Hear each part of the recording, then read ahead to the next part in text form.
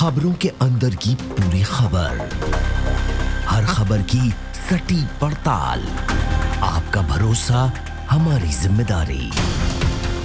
सच, साहस और सरोकार, यही है हमारी पहचान।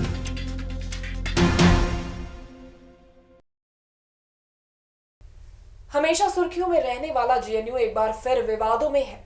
इस बार ये सवाल फीस वृद्धि को लेकर हुआ है। बड़ी फीस से नाराज उग्र छात्रों ने न केवल सड़क पर आंदोलन किया बल्कि हिंसक प्रदर्शन भी किया। उग्र छात्र नेताओं ने न केवल आम आदमी से बल्कि मीडिया वालों से भी बदसलूकी की। वहीं छात्रों ने पुलिस की बैरिकेडिंग भी तोड़ी। छात्र संसद तक मार्च निकालना चाहते थे। छात्रों के प्रदर्शन से न केवल दिल्ली जाम हुई बल्कि दिल्ली की लाइफलाइन यानी मेट्रो को भी बार बार बंद करना पड़ा। आखिर क्या है जेएनयू का विवाद और क्यों छात्र कर रहे हैं आंदोलन, देखिए हमारे इस खास रिपोर्ट में।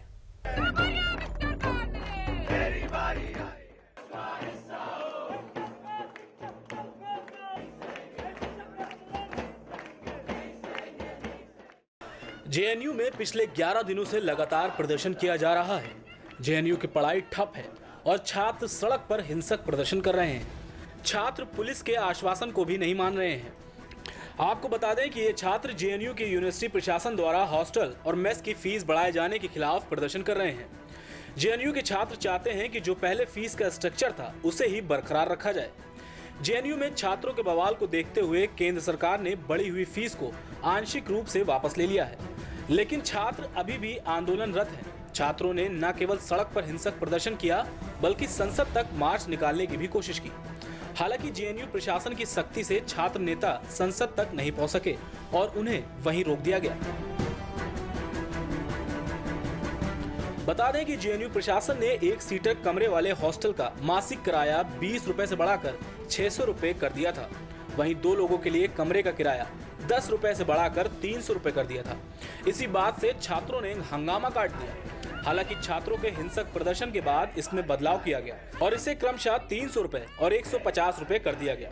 जेएनयू प्रशासन का कहना है कि कमरे के किराए 3 दशक से नहीं बढ़े थे, बाकी खर्च 1 दशक से लंबे समय से नहीं बढ़े थे। ऐसे में ये कदम उठाना जरूरी था। वहीं छात्र अब भी पुरानी फीस लागू करने पर अड़े हुए हैं।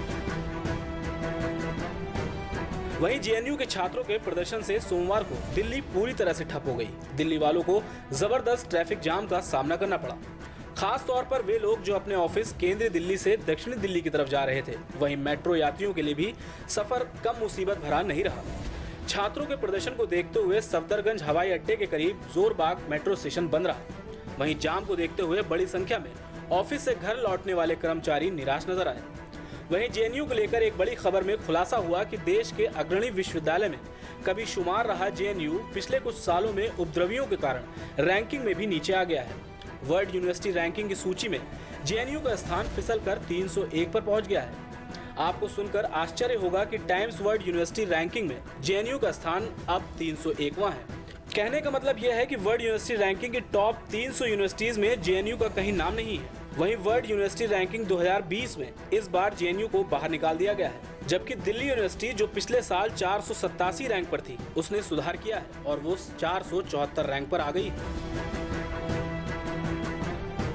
अब सवाल यह है कि आखिर क्या कारण है कि जेएनयू लगातार वर्ल्ड यूनिवर्सिटी रैंकिंग में पिछड़ रहा है। इसका सीधा सा जवाब जेएनयू का राजनीतिकरण है। जेएनयू अब राजनीति का अखाड़ा बन गया है। 2016 में जेएनयू के छात्रों द्वारा लगाए गए आपत्तिजनक नारों ने जेएनयू का नाम खराब कर दिया था।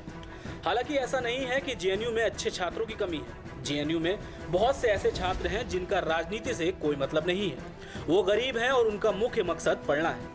लेकिन जेएनयू के बार बार होने वाले बवाल से इन छात्रों का भविष्य अधर में चला गया है। अब तो देश में ऐसी भ्रांति फैल गई है कि लोग सोचते हैं कि जेएनयू में छात्र नहीं बल्कि अलगाववादी पढ़ते हैं। हालांकि सच यह है कि जेएनयू वो विद्यालय है जहां से पढ़कर निकले एस जयशंकर आज भारत के विदेश मंत्री हैं। वहीं अर्थशास्त्र का नोबेल पाए अभिजीत बनर्जी भी जेएनयू से ही पढ़कर निकले हैं। वहीं कम्युनिस्ट पार्टी के नेता सीताराम येचुरी भी जेएनयू से ही पढ़े हैं।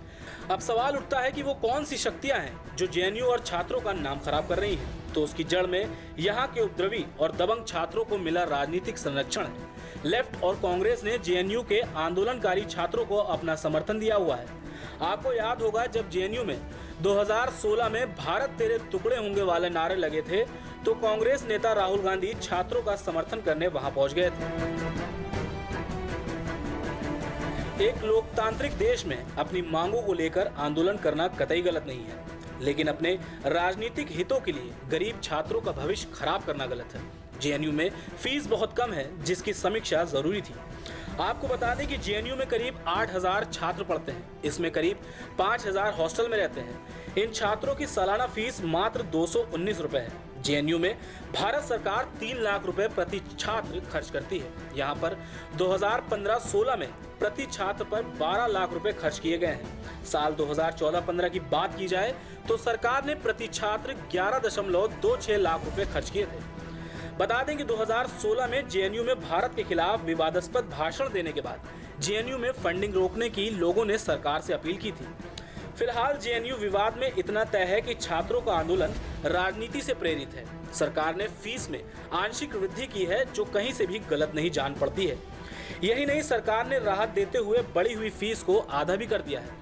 फिलहाल देखना अहम होगा कि जेएनयू विवाद का हल केंद्र सरकार किस प्रकार से निकालती है। Output desk, prime TV India.